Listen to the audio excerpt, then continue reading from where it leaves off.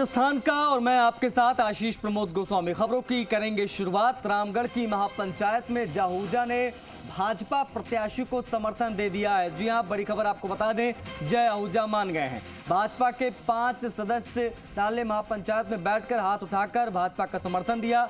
रामगढ़ में कमल खिलाकर भाजपा सरकार को और मुख्यमंत्री भजनलाल को मजबूत करना है, ये कहते दिखाई दिए। जय आहूजा ने भाजपा प्रत्याशी को समर्थन दिया है।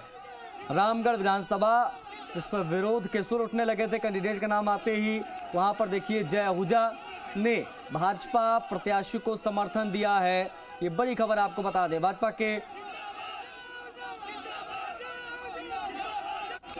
के प्रत्याशी को जिताने का मानस बनाकर हाथ उठाया और कहा कि भाजपा को और मजबूत करेंगे। देखिए, जय आहूजा जी का परिवार भारतीय जनता पार्टी का संस्कारित परिवार है। माननीय ज्ञानदेव जी आहूजा जी ने राष्ट्रीय स्वयंसेवक संघ से अपनी यात्रा शुरू की और भारतीय जनता पार्टी में रहकर इस पार्टी को सींचने का काम किया। यहाँ से कई बार विधायक रहे, चुनाव लड़े और उनकी विरासत के रूप में जय आहूजा जी बचपन से ही स्वयंसेवक के रूप में और फिर भारतीय जनता पार्टी के कार्यकर्ता के रूप में काम करते रहे हैं। राजस्थान सरकार का प्रतिनिधि मंडल आज जय आहूजा की पंचायत में पहुंचा। यहाँ गृह राज्य मंत्री जवाहर सिंह बेडम हैं, दूसरे सरकार के राज्य मंत्री हैं गौतम दत्त और उनके साथ हैं डिप्टी मेयर पुनीत कर्णावत जी और विराटनगर के विधायक कुलदीप धनखड़ जी। हम सीधे बात करते हैं किस तरह का मामला था और किस तरह आज सेटल किया है। पहले आपसे जी राज्य मंत्री जी बताएं किस तरह का संदेश रहा है सरकार का। देखिए, ज्ञानदेव जी आहूजा साहब हमारी पार्टी के बहुत वरिष्ठ नेता हैं। उनका केंद्र में और राज्य में बहुत बड़ा सम्मान है। उनकी विरासत के रूप में जय आहूजा जी वर्षों से उनके साथ भी काम किया और पिछली बार हमारी भारतीय जनता पार्टी के यहाँ प्रत्याशी भी रहे। चूंकि वो संस्कारित कार्यकर्ता हैं, उनके दिल और दिमाग में पंडित दीनदयाल उपाध्याय, श्यामा प्रसाद मुखर्जी जी की सोच, माननीय नरेंद्र मोदी जी की विकासोन्मुखी सोच और आदरणीय भजनलाल शर्मा जी का विकास का, राजस्थान का विजन उनके जहन में है।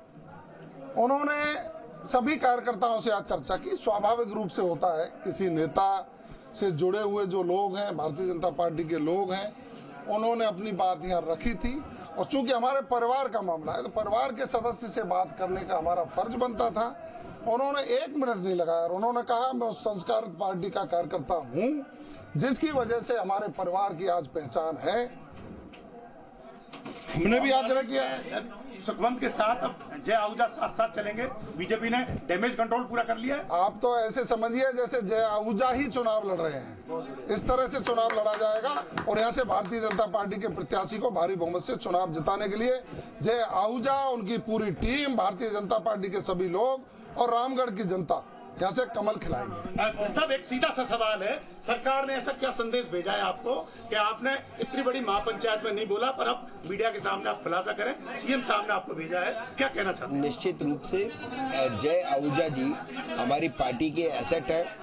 उन्होंने जिस प्रकार से अपने जीवन काल में जो सेवा के कार्य किए हों, चाहे से एबीवीपी से लगा करके हो, चाहे से विचार परिवार के कार्य दायित्वों में रह करके जिस प्रकार से समाज सेवा के जो काम किए हैं, अभी यहाँ प्रत्याशी रहने के बाद उन्होंने जिस प्रकार से 9 महीने में जो यहाँ के लोगों के दिलों में जो जगह बनाई है, निश्चित रूप से पार्टी उनको अपनी एसेट मान करके निश्चित रूप से उनके सम्मान में भी किसी प्रकार की कोई कमी नहीं होगी।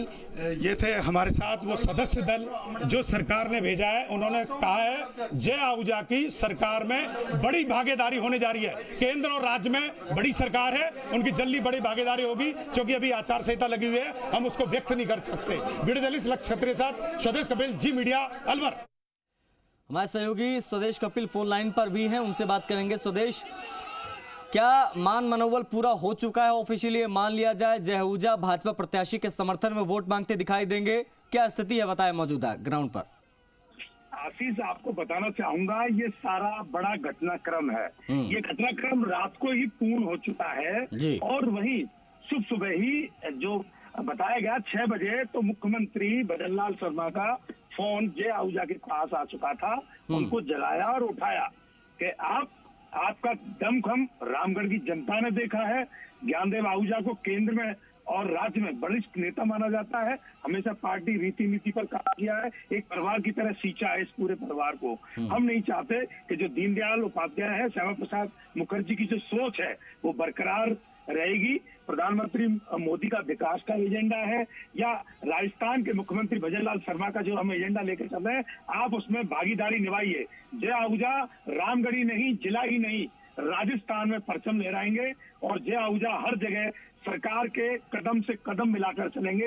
ये बड़ी बात हुई। हाथ उठाकर उन्होंने नारे लगवाए। उससे पहले कुलदीप धनखड़ ने नारे लगवाए, जो विराटनगर से विधायक है। उन्होंने कहा कि जय आहूजा मेरा भाई है। ये विधायक और ये सब कुछ होना बड़ी बात नहीं, पर 4.5 उन्होंने एक बड़ी बात कह दी। 4.5 साल है सरकार के।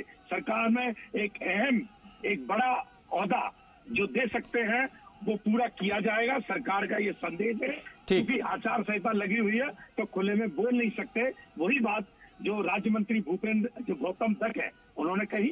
और जो डिप्टी मेयर है पुनीत कर्नावत, उन्होंने कहा कि एबीपी से लेकर और बीजेपी की बिल्कुल सुदेश। और देखिए मान मनोबल का दौर चला और अंततः जय आहूजा रामगढ़ की महापंचायत में माने और बीजेपी ने राहत की सांस ली। बहुत शुक्रिया आपका जुड़ने के लिए।